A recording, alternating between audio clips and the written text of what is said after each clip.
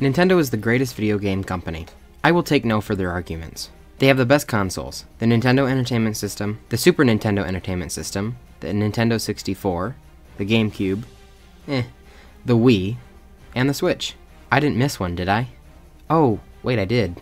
Well, we don't need to talk about that one. Sorry guys, looks like there's no video. Alright, fine.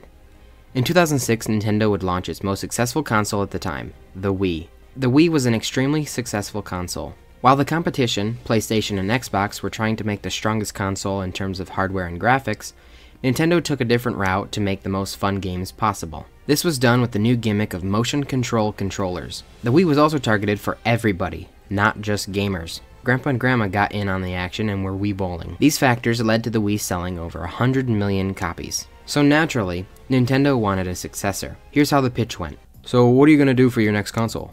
Well, I was thinking we have something very similar to the Wii. Okay, so far so good. Are we going to make the hardware better to challenge the PlayStation and Xbox? No. We'll make it a little better, but people won't even notice it. Okay. I guess that tack would work for the Wii. What's special about this console? Okay, so you know how you play games on the TV? Yeah. So what if you had a screen you could look at that was much smaller? And what if it was built into the controller? Sounds kind of weird. How are you going to fit a screen on the controller? Oh, well, we're going to make it a 5-pound brick. I'm calling it the gamepad. We're going to give it 2 joysticks, a D-pad, A, B, X, Y, 2 triggers, and 2 bumpers. Also a plus and minus button, and it's going to be way too big for your hands. Does it actually need that many buttons? Absolutely not. None of the games will utilize them. So if there's a screen, can you take it with you to other places? If by other places you mean the other room, like 15 feet away, yeah, but I doubt it will even reach that far. Okay, so what about... Wait, I forgot to mention. We'll give it a sensor bar, just because, and a spot to put your amiibo. Amiibo? Yeah, basically Skylanders were a success, so we're gonna do that with everyone's favorite Nintendo characters. Oh, that's cool. What will they do? Almost nothing. Oh, what about the games? Everything's basically gonna be a remake. Really? I hope you plan on improving them then. We're not. We're gonna just make them worse. What about multiplayer? That was a big selling point for the Wii. It will have it. Oh, okay. So there are gonna be multiple of those gamepads. No. What controllers will they have then? Old Wiimotes. Oh. So we're including Wiimotes in this too? No. What are you calling it? Wii U. Why? I don't know, but we're gonna add a U at the end of every game title. Why would you do that? I don't know that either. Okay, and how much? I assume you're sticking with the regular $200. No, $350. Do you actually expect this thing to sell? Not really. Well, I think that just about sums up the video, but I will go more in depth. The Wii U was released in 2012. The Wii's sales had plummeted, but was still for sale for another year. It was named the Wii U because, unlike the Wii, that was focused on multiplayer, hence the Wii, as in W-E, the Wii U was focused on a sole player, so U, Y-O-U.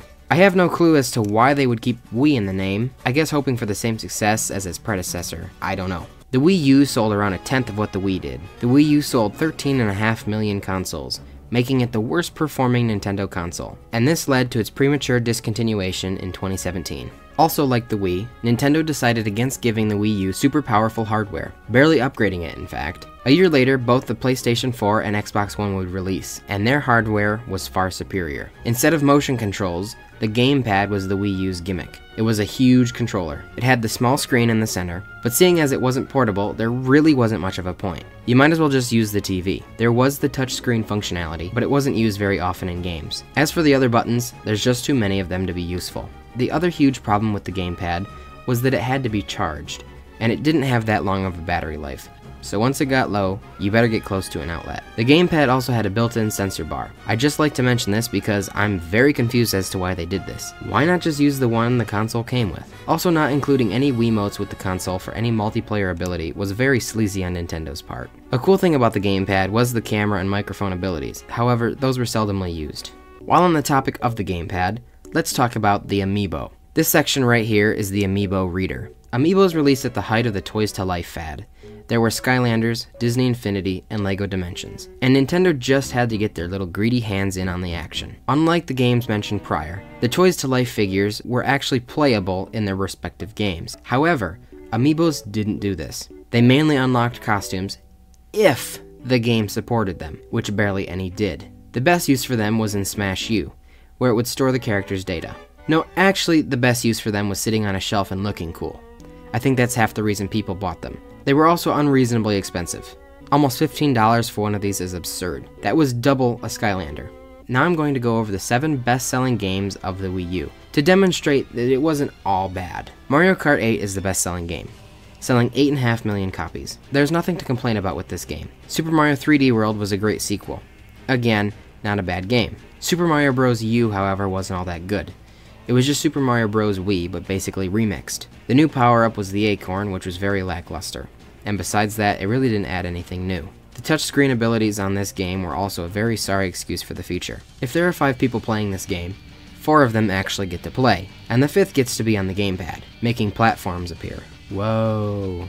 Super Smash Bros. U in my eyes was decent, definitely improved in some areas, the roster was great, but the lack of story mode still makes Brawl better in my eyes. Yeah, I know, I'm like one of 3 people that think that. The next game was the one my Wii U came with, Nintendo Land. This game felt like Nintendo was trying to have another iconic family game like Wii Sports, but absolutely and utterly failed. Nintendo Land just isn't that fun. I felt there was only a few minigames worth playing. Some of the controls on some of the minigames are just too finicky. Splatoon was an awesome new franchise to add to Nintendo's lineup. It was received very well and became very popular. And finally, what I believe to be the best Wii U game, just for sheer creativity, Super Mario Maker. This was the ultimate Mario game. You could now make your own Mario courses. You could make them as easy or as complicated as you pleased. You had every block, every enemy, you could choose which game you played in. It was just overall a superb game. Another flaw of the Wii U was the inflated price. The Wii U cost $300, and $350 for the deluxe. The PS4 cost $400, and the Xbox One cost $500.